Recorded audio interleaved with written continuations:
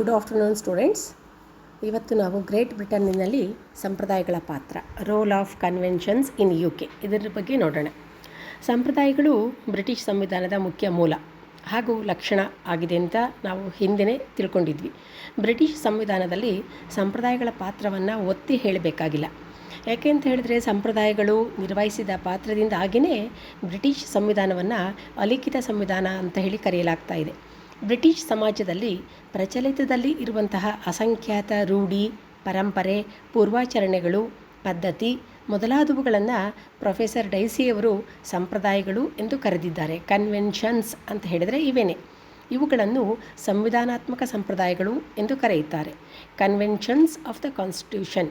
JS mill ರವರು ಅವುಗಳನ್ನು ಸಂವಿಧಾನದ ಅಲಿಖಿತ ಸಾರ್ವತ್ರಿಕ ತತ್ವಗಳೆಂದು, ನಡಾವಳಿಗಳೆಂದು ಕರೆದಿದ್ದಾರೆ. ಸೊ ಬ್ರಿಟಿಷ್ ಸಂವಿಧಾನದ ಆತ್ಮವೆಂದು ಇವುಗಳನ್ನು ಪರಿಗಣಿಸಲಾಗಿದೆ.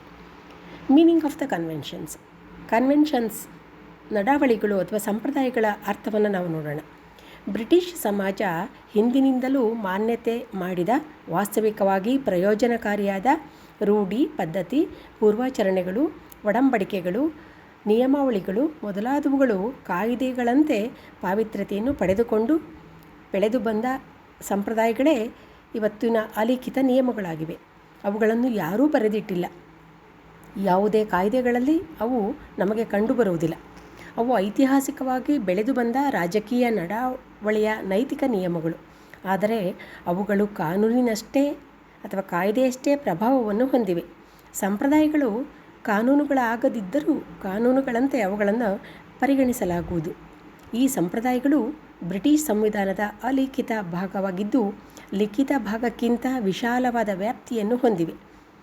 ಇವುಗಳನ್ನು ಎಲ್ಲ ಕಡೆಯೂ ಪಾಲಿಸುತ್ತಾರೆ. ಇವುಗಳ ವಿರುದ್ಧ ಹೋಗುವುದನ್ನು ಬ್ರಿಟಿಷ್ ಜನತೆ ಸಹಿಸುವುದಿಲ್ಲ. ಕಾನೂನುಗಳನ್ನು ನ್ಯಾಯಾಲಯದ ಮೂಲಕ ಜನರ ಮೇಲೆ ಒತ್ತಾಯದಿಂದ ಹೇರಬಹುದು.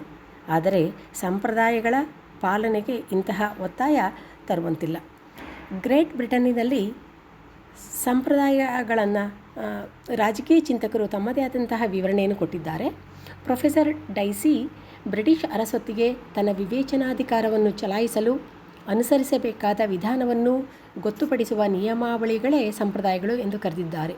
The rule for determining the mode of in which the discretionary power of the crown ought to be exercised. Doctor Finer ಅವರು ಸಂಪ್ರದಾಯಗಳೆಂದರೆ ರಾಜಕೀಯ ನಡಾವಳಿಗಳು, ನಿಯಮಗಳು. ಅವುಗಳು ಕಾನೂನುಗಳ ಮೂಲಕವಾಗಲಿ ನ್ಯಾಯಾಂಗದ ನಿರ್ಣಯದ ಮೂಲಕವಾಗಲಿ ಸ್ಥಾಪಿತವಾಗಿಲ್ಲ. ಇವುಗಳು ಹೊರಗೆ ರಚನೆ ಹೊಂದಿದವುಗಳಾಗಿವೆ. ಕಾರ್ಯಾಂಗ ಮತ್ತು ಶಾಸಕಾಂಗಗಳನ್ನು ಜನರ ಇಚ್ಛೆಗೆ ಜವಾಬ್ದಾರಿಯನ್ನಾಗಿ ಮಾಡುವ ಗುರಿಯನ್ನು ಇವು ಹೊಂದಿವೆ ಎಂದು ಹೇಳಿದ್ದಾರೆ. ಸಂಪ್ರದಾಯಗಳು ಮೂಲಭೂತ ನಿಯಮಗಳು. ಅವುಗಳ ಬಗೆಗೆ ಗಮನಹರಿಸದೆ ಬ್ರಿಟಿಷ್ ಸರ್ಕಾರದ ಕಾರ್ಯಾಚರಣೆಯನ್ನು ಅರ್ಥ ಮಾಡಿಕೊಳ್ಳಲು ಸಾಧ್ಯವಾಗುವುದಿಲ್ಲ. ಡಾಕ್ಟರ್ ಜೆನ್ನಿಂಗ್ಸ್ ಅವರು ಅಸ್ಥಿಪಂಜರ ರೂಪದಲ್ಲಿರುವ ಕಾನೂನುಗಳಿಗೆ ಸಂಪ್ರದಾಯಗಳು ಮಾಂಸ ಮತ್ತು ರಕ್ತ ರೂಪದಲ್ಲಿ ಆವರಿಸಿವೆ. ಅವು ಸಂವಿಧಾನವು ಕಾರ್ಯ ಮಾಡುವಂತೆ ಮಾಡುತ್ತವೆ ಎಂಬ ಅಭಿಪ್ರಾಯವನ್ನು ವ್ಯಕ್ತಪಡಿಸಿದ್ದಾರೆ. ಆಗ್ ಎಂಬ ರಾಜ್ಯಶಾಸ್ತ್ರಜ್ಞರ ಪ್ರಕಾರ ಸಂವಿಧಾನದ ಸಂಪ್ರದಾಯಗಳೆಂದರೆ ತಿಳುವಳಿಕೆ, ಅನುಕರಣೆ ಮತ್ತು ಪದ್ಧತಿಗಳಾಗಿವೆ. ಇವುಗಳೇ ನಿಜವಾದ ಸಂಬಂಧಗಳನ್ನು ನಿಯಂತ್ರಿಸುತ್ತವೆ ಹಾಗೂ ಅಧಿಕಾರವನ್ನು ಕಾರ್ಯರೂಪಕ್ಕೆ ತರುತ್ತವೆ. ಕಾನೂನು ಮತ್ತು ಸಂಪ್ರದಾಯಗಳು. Law and conventions. ಸಂಪ್ರದಾಯಗಳು ಹಾಗೂ ಕಾನೂನುಗಳ ನಡುವೆ ವ್ಯತ್ಯಾಸ ಇದೆ. ಕಾನೂನುಗಳು ಶಾಸಕಾಂಗದಿಂದ ರೂಪಿಸಲ್ಪಡುತ್ತವೆ. ಸಂಪ್ರದಾಯಗಳು ಐತಿಹಾಸಿಕವಾಗಿ ಬೆಳೆದು ಬಂದವುಗಳಾಗಿವೆ. ಆದರೆ ಇಂದಿನ ಸಂಪ್ರದಾಯಗಳು ನಾಳಿನ ಕಾನೂನುಗಳಾಗಬಹುದು. ಕಾನೂನುಗಳನ್ನು ಜಾರಿಗೆ ತರಲು ಕಾರ್ಯಾಂಗವಿದೆ ಹಾಗೂ ಅವುಗಳನ್ನು ಉಲ್ಲಂಘಿಸಿದವರಿಗೆ ನ್ಯಾಯಾಲಯದಿಂದ ಶಿಕ್ಷೆ ವಿಧಿಸಬಹುದು. ಸಂಪ್ರದಾಯಗಳನ್ನು ಜಾರಿಗೆ ತರಲು ಯಾವ ಸಂವಿಧಾನಾತ್ಮಕ ವ್ಯವಸ್ಥೆಯೂ ಇರುವುದಿಲ್ಲ. ಅವುಗಳನ್ನು ಜನರು ಹಿಂದಿನಿಂದಲೂ ಅನುಸರಿಸುತ್ತಾ ಬಂದಿದ್ದಾರೆ. ಅವುಗಳ ಉಲ್ಲಂಘನೆಯಿಂದ ಯಾರಿಗೂ ಶಿಕ್ಷೆ ಆಗುವುದಿಲ್ಲ. ಕಾನೂನು ಸ್ಥಿರವಾದುದು, ಅಂದರೆ ಬದಲಾವಣೆ ಮಾಡದ ಹೊರತು ಬದಲಾವಣೆ ಹೊಂದಲಾರವು. ಆದರೆ ಸಂಪ್ರದಾಯಗಳು ಬದಲಾವಣೆ ಹೊಂದುತ್ತಲೇ ಇರುತ್ತವೆ. ಪ್ರಾರಂಭದಲ್ಲಿ ಸಂಪ್ರದಾಯಗಳನ್ನು ಕಾಯ್ದೆಯ ತಳಹದಿಯ ಮೇಲೆ ರೂಪಿಸಲಾಗುತ್ತದೆ. ಒಮ್ಮೆ ಅವು ಸ್ಥಾಪನೆಗೊಂಡರೆ ಕಾನೂನುಗಳ ತಳಹದಿಯಾಗುತ್ತವೆ ಎಂದು ಡಾಕ್ಟರ್ ಜೆನ್ನಿಂಗ್ಸ್ ಹೇಳಿರುತ್ತಾರೆ. ಅಂದರೆ ಕಾನೂನು ಮತ್ತು ಸಂಪ್ರದಾಯಗಳು ಎರಡೂ ಒಂದೇ ಆಗದಿದ್ದರೂ ಅವು ಎರಡೂ ಅನ್ಯೋನ್ಯತೆಯನ್ನು ಹೊಂದಿವೆ ಎಂದು ಅರ್ಥ. ಇವೆರಡರ ಉದ್ದೇಶ ಒಂದೇ ಆಗಿದೆ, ಅಂದರೆ ಸಮಾಜ ಕಲ್ಯಾಣ. ಅನೇಕ ಸಲ ಕಾನೂನು ಮೂಲಕ ಬಗೆಹರಿಸಲು ಸಾಧ್ಯವಾಗದೇ ಇರುವ ಸಮಸ್ಯೆಯನ್ನು ಸಂಪ್ರದಾಯದ ಮೂಲಕ ಬಗೆಹರಿಸಲಾಗುತ್ತದೆ. ಕಾನೂನಿಗೆ ಇರುವಷ್ಟು ಗೌರವ ಸಂಪ್ರದಾಯಕ್ಕೂ ಉಂಟು. ಸಂಪ್ರದಾಯಗಳು ಮೌಲ್ಯಾಧಾರಿತವಾಗಿವೆ, ನೀತಿ ಸಂಹಿತೆಗಳಾಗಿವೆ. ಆದ್ದರಿಂದ ಕಾನೂನುಗಳಂತೆ ಇವುಗಳನ್ನು ಗೌರವಿಸಲಾಗುತ್ತದೆ. ಸಂಪ್ರದಾಯ ಮತ್ತು ಕಾನೂನು ಇವುಗಳ ನಡುವೆ ವ್ಯತ್ಯಾಸ ಉಂಟು. ಇವೆರಡೂ ಸಂಸತ್ತಿನ ಮೂಲಕ ರಚಿತವಾಗಿರುವುದಿಲ್ಲ. ಆದರೆ ಸಾಮಾನ್ಯ ಕಾನೂನು ನ್ಯಾಯಾಲಯಗಳ ಮೂಲಕ ಜಾರಿಗೊಳಿಸಬಹುದಾಗಿದೆ. ಸಂಪ್ರದಾಯಗಳನ್ನು ಈ ರೀತಿ ಜಾರಿಗೆ ತರಲು ಸಾಧ್ಯವಿಲ್ಲ, ಬರುವುದಿಲ್ಲ. ಸಂಪ್ರದಾಯಗಳ ರೂಢಿ ಪರಂಪರೆಗಳಿಂದ ಬಂದವುಗಳಾಗಿವೆ. ಆದರೆ ಸಾಮಾನ್ಯ ಕಾನೂನುಗಳು ನ್ಯಾಯಾಂಗದ ತೀರ್ಪುಗಳ ಪ್ರತಿಫಲವಾಗಿವೆ. ಕೆಲವು ಪ್ರಮುಖ ಸಂಪ್ರದಾಯಗಳು ಹೀಗಿವೆ.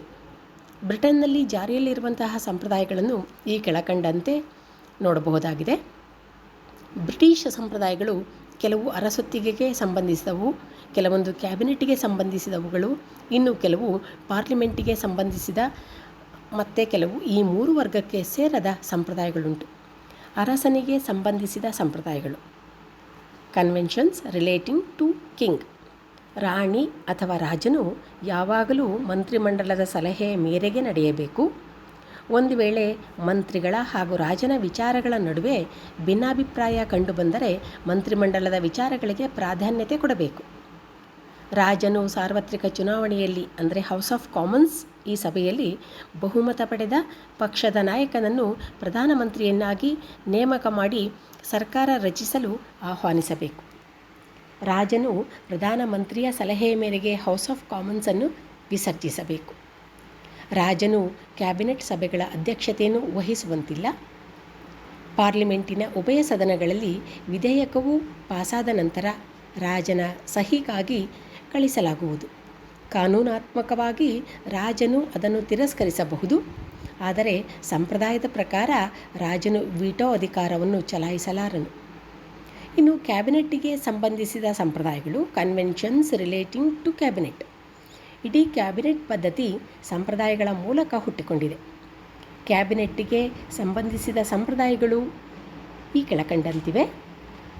ಪ್ರಧಾನಮಂತ್ರಿಯು ಸಂಸತ್ತಿನ ಸದಸ್ಯನಾಗಿರಬೇಕು. ಕ್ಯಾಬಿನೆಟ್ ತನ್ನ ಎಲ್ಲ ಆಡಳಿತಾತ್ಮಕ ನಿರ್ಣಯ ಹಾಗೂ ಕೃತಿಗಳಿಗೆ ಸಂಸತ್ತಿಗೆ ಜವಾಬ್ದಾರಿಯಾಗಿರಬೇಕು. ಹಾಗೂ ಎಲ್ಲಿಯವರೆಗೆ ಹೌಸ್ ಆಫ್ ಕಾಮನ್ಸ್ ಸಭೆಯಲ್ಲಿ ಬಹುಮತವಿರುವುದೋ ಅಲ್ಲಿಯವರೆಗೆ ಅಧಿಕಾರದಲ್ಲಿ ಇರುವನು. ಒಂದು ವೇಳೆ ಅವಿಶ್ವಾಸ ಗೊತ್ತುವಳಿ ಸಂಸತ್ತಿನಲ್ಲಿ ಪಾಸಾದರೆ ಮಂತ್ರಿಮಂಡಲ ರಾಜೀನಾಮೆ ಕೊಡಬೇಕು. ಪ್ರಧಾನಮಂತ್ರಿ ಮಾತ್ರ ಹೌಸ್ ಆಫ್ ಕಾಮನ್ಸ್ ಸಭೆಯನ್ನು ವಿಸರ್ಜಿಸುವಂತೆ ಅರಸನಿಗೆ ಮನವಿ ಮಾಡಿಕೊಳ್ಳಬಹುದು. ತುರ್ತು ಪರಿಸ್ಥಿತಿಯ ಸಂದರ್ಭದಲ್ಲಿ ಅಥವಾ ಆಂತರಿಕ ಅಥವಾ ಅಂತಾರಾಷ್ಟ್ರೀಯ ಗಂಡಾಂತರ ಪರಿಸ್ಥಿತಿ ಉದ್ಭವಿಸಿದಾಗ ಮಂತ್ರಿಮಂಡಲ ಸಮಾಲೋಚನೆಗಾಗಿ ಸಂಸತ್ತಿನ ಅಧಿವೇಶನ ಕರೆಯಬೇಕು. ಮಂತ್ರಿಮಂಡಲದ ಸದಸ್ಯರು ಸಂಸತ್ತಿನ ಸದಸ್ಯರಾಗಿರಲೇಬೇಕು. ಪ್ರಧಾನಮಂತ್ರಿಯ ಸಲಹೆಯ ಮೇರೆಗೆ ಇತರೆ ಮಂತ್ರಿಗಳನ್ನು ರಾಜನು ನೇಮಕ ಮಾಡಬೇಕು. ಮಂತ್ರಿಗಳಿಗೆ ಖಾತೆಗಳನ್ನು ಹಂಚುವುದು ಪ್ರಧಾನಮಂತ್ರಿಯ ಸಂಪೂರ್ಣ ಅಧಿಕಾರ ಇದೆ. ಕ್ಯಾಬಿನೆಟ್ಟಿನಲ್ಲಿ ರಾಜಕೀಯ ಸಾಮರಸ್ಯವಿರಬೇಕು. ಎಲ್ಲ ಮಂತ್ರಿಗಳು ಒಂದೇ ಪಕ್ಷಕ್ಕೆ ಸಂಬಂಧಪಟ್ಟವರಾಗಿರುವುದನ್ನು ನಾವು ಕಾಣಬಹುದು. ಸಂಸತ್ತಿನ ಸಮ್ಮತಿ ಇಲ್ಲದೆ ಅಂತಾರಾಷ್ಟ್ರೀಯ ಒಪ್ಪಂದಗಳನ್ನು ಮಾಡಿಕೊಳ್ಳಬಹುದು. ಆದರೆ ಯಾವ ಮಂತ್ರಿಯೂ ಈ ಧೈರ್ಯವನ್ನು ಮಾಡಲಾರನು. ಇನ್ನು ಸಂಸತ್ತಿಗೆ ಸಂಬಂಧಿಸಿದಂತೆ ಸಂಪ್ರದಾಯಗಳು: ಕನ್ವೆನ್ಷನ್ಸ್ ರಿಲೇಟಿಂಗ್ ಟು ಪಾರ್ಲಿಮೆಂಟ್. ಪಾರ್ಲಿಮೆಂಟಿನಲ್ಲಿ 2 ಸಭೆಗಳು ಇರಬೇಕು ಎಂಬುದು ಬ್ರಿಟಿಷ್ ಸಂಪ್ರದಾಯವಾಗಿದೆ. ಹಣಕಾಸಿನ ಮಸೂದೆಯನ್ನು ಹೌಸ್ ಆಫ್ ಕಾಮನ್ಸ್ ಸಭೆಯಲ್ಲಿಯೇ ಮೊದಲು ಮಂಡಿಸಬೇಕು. ವರ್ಷದಲ್ಲಿ ಪಾರ್ಲಿಮೆಂಟು 1 ಬಾರಿಯಾದರೂ ಸಭೆ ಸೇರಬೇಕು. ಯಾವುದೇ ವಿಧೇಯಕವು ಸಂಸತ್ತಿನ ಉಭಯ ಸದನಗಳಲ್ಲಿ 3 ರೀಡಿಂಗ್, ಅಂದರೆ ವಾಚನಗಳ ಮೂಲಕ ಪಾಸಾಗಬೇಕು. ಸಭಾಪತಿ ಸ್ಪೀಕರ್ ಆಯ್ಕೆಯಾದ ನಂತರ ಅವನು ತನ್ನ ಪಕ್ಷದ ಸದಸ್ಯತ್ವಕ್ಕೆ ರಾಜೀನಾಮೆ ಸಲ್ಲಿಸಬೇಕು. ಆಡಳಿತ ಪಕ್ಷದ ಭಾಷಣದ ನಂತರ ವಿರೋಧ ಪಕ್ಷದ ಧುರೀಣರ ಭಾಷಣಕ್ಕೆ ಅವಕಾಶ ಮಾಡಿಕೊಡಬೇಕು. ಸ್ಪೀಕರ್ ಆದ ವ್ಯಕ್ತಿ ಮತ್ತೆ ಚುನಾವಣೆಗೆ ಸ್ಪರ್ಧಿಸಿದರೆ ಅವನನ್ನು ಅವಿರೋಧವಾಗಿ ಆಯ್ಕೆ ಮಾಡಬೇಕು.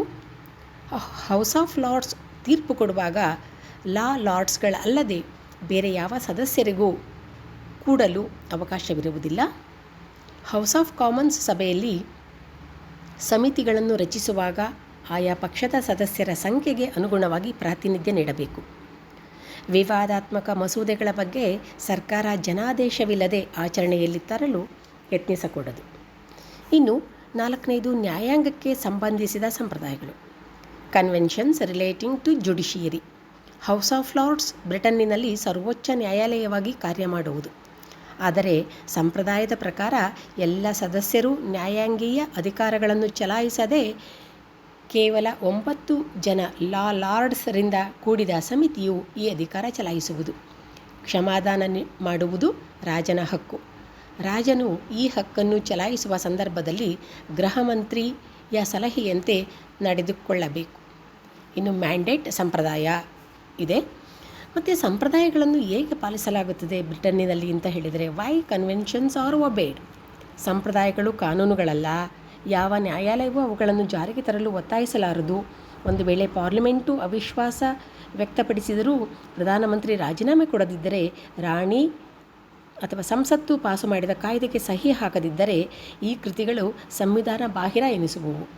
ಆದರೂ ಸಂಪ್ರದಾಯಗಳನ್ನು ಉಲ್ಲಂಘಿಸುತ್ತಿಲ್ಲ. ಹಾಗಾದರೆ ಅವುಗಳ ಹಿಂದೆ ಇದ್ದ ಶಕ್ತಿ ಯಾವುದು? ಸಂಪ್ರದಾಯಗಳು ಪ್ರಜೆಗಳ ಇಚ್ಛೆಗೆ ಅನುಗುಣವಾಗಿ ಐತಿಹಾಸಿಕವಾಗಿ ಬೆಳೆದು ಬಂದವುಗಳಾಗಿವೆ ಹಾಗೂ ಸಂವಿಧಾನ ಮತ್ತು ಸರ್ಕಾರಗಳು ಪ್ರಗತಿಪರವಾಗಿ ತೃಪ್ತಿಕರವಾಗಿ ಕಾರ್ಯ ಮಾಡಲು ಸಹಕಾರಿಯಾಗಿವೆ. ಆದ್ದರಿಂದ ಸಂಪ್ರದಾಯಗಳನ್ನು ಬ್ರಿಟಿಷ್ ಜನತೆ ಪಾಲಿಸುತ್ತಾರೆ. ಅರಸರಿಗೆ ತಮ್ಮ ಹಕ್ಕುಗಳನ್ನು ಎಂತಹ ಸಂದರ್ಭಗಳಲ್ಲಿ ಉಪಯೋಗಿಸಬೇಕೆಂಬುದನ್ನು ಸಂಪ್ರದಾಯಗಳು ತಿಳಿಸುತ್ತವೆ. ಪಾರ್ಲಿಮೆಂಟ್ ಮತ್ತು ಕ್ಯಾಬಿನೆಟ್ ಸಾರ್ವಜನಿಕ ಅಭಿಪ್ರಾಯದ ಪ್ರಕಾರ ನಡೆದುಕೊಳ್ಳಬೇಕೆಂಬುದನ್ನು ಸಂಪ್ರದಾಯಗಳು ಸೂಚಿಸುತ್ತವೆ. ಸಂಪ್ರದಾಯಗಳು ಬದಲಾಗುತ್ತಿರುವ ಪರಿಸ್ಥಿತಿಗೆ ತಕ್ಕಂತೆ ಸುಲಭವಾಗಿ ಹೊಂದಿಕೊಳ್ಳುವುದರಿಂದ, ಪರಿವರ್ತನಾಶೀಲ ಗುಣವನ್ನು ಹೊಂದಿರುವುದರಿಂದ ಸಂಪ್ರದಾಯಗಳು ಹೆಚ್ಚು ಪ್ರಯೋಜನಕಾರಿ ಎನಿಸಿವೆ. ಬ್ರಿಟನ್ನಿನಲ್ಲಿ ಸಂಪ್ರದಾಯಗಳನ್ನು ಕಾನೂನುಗಳಂತೆಯೇ ಕಟ್ಟುನಿಟ್ಟಾಗಿ ಪಾಲಿಸಲಾಗುತ್ತದೆ.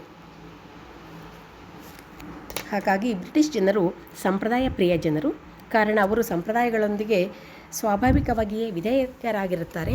ತಾವೇ ರೂಪಿಸಿಕೊಂಡ ಬಂದ ಸಂಪ್ರದಾಯಗಳಿಗೆ ಬ್ರಿಟಿಷ್ ಜನತೆ ಸುಲಭವಾಗಿ ವಿಧೇಯರಾಗಿರುತ್ತಾರೆ. ಸಂಪ್ರದಾಯ ಪಾಲನೆಗೆ ಜನರಿಗೆ ಹವ್ಯಾಸವಾಗಿ ಬಿಟ್ಟಿದೆ.